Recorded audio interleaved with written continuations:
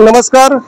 आज महात्मा फुले चौक चक्राकार वाहतुकीच्यासाठी मुंडवा ग्रामस्थांची आयोजित बैठकीमध्ये पुणे शहर डीसीपी झेंडे साहेब, हडपसर क्षेत्रीय कार्यालय वाहतूक शाखेचे पीआय सन्माननीय पिंगळे साहेब, तसेच महानगरपालिकेचे विविध विभागाचे अधिकारी व समस्त मुंडवा ग्रामस्थ, विद्यमान आमदार चेतन तुपे पाटील व आजी माजी नगरसेवक यांनी आयोजित केलेल्या मीटिंगमध्ये चक्राकार वाहतुकीच्या संबंधामध्ये वादळी स्वरूपाची या ठिकाणी बैठक झालेली आहे। वाहतूक पोलीस मुंडवा ग्रामस्थांना ऍक्च्युअली वेळीच धरून स्वतःचे नियम ठरवून ऑलरेडी त्या ठिकाणी नियम करतात आणि या ठिकाणी येतात।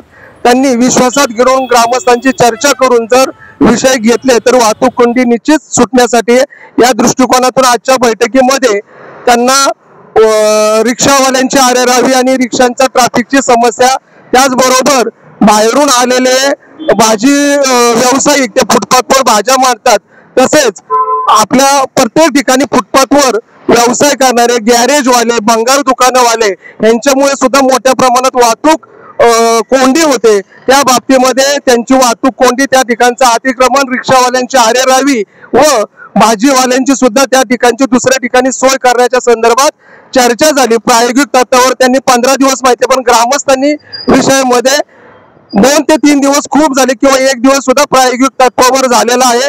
त्यामुळे भविष्य काळामध्ये बाहेरील लोकांच्या वाहतुकीच्या विषयाबरोबर गावातल्या लोकांचे व्यवसाय, उद्योगधंदे, त्यांच्या राहण्याच्या दृष्टिकोनातून शाळकरी मुलांच्या विषयानंतर अंत्यविधीच्या जाण्याचा रस्ता आणि केशवनगर मुंडवा हे एकच गाव असून दोन्हीकडे येण्या जाण्यासाठी सुद्धा लोकांना अतिशय महत्त्वाचं आणि जिकरीचं होतं। या सगळ्यांचा विचार महानगरपालिका, वाहतूक शाखा व आमदारांनी करावा ही विनंती। अन्यथा हातामध्ये कायदा घेऊन एक वेळ जेरबोरा आंदोलन आणि गुन्हे दाखल झाले तरी चालतील। या पद्धतीने जर गाळ्यापर्यंत आल्यानंतर मुंडवा ग्रामस्थ आंदोलन केल्याशिवाय राहणार नाही। आता सद्यस्थितीला वाहतूक शाखेने केलेल्या गोष्टीला प्रायोगिक तत्त्वावर सहकार्य करण्याची भूमिका मुंडवा ग्रामस्थांनी केलेली आहे।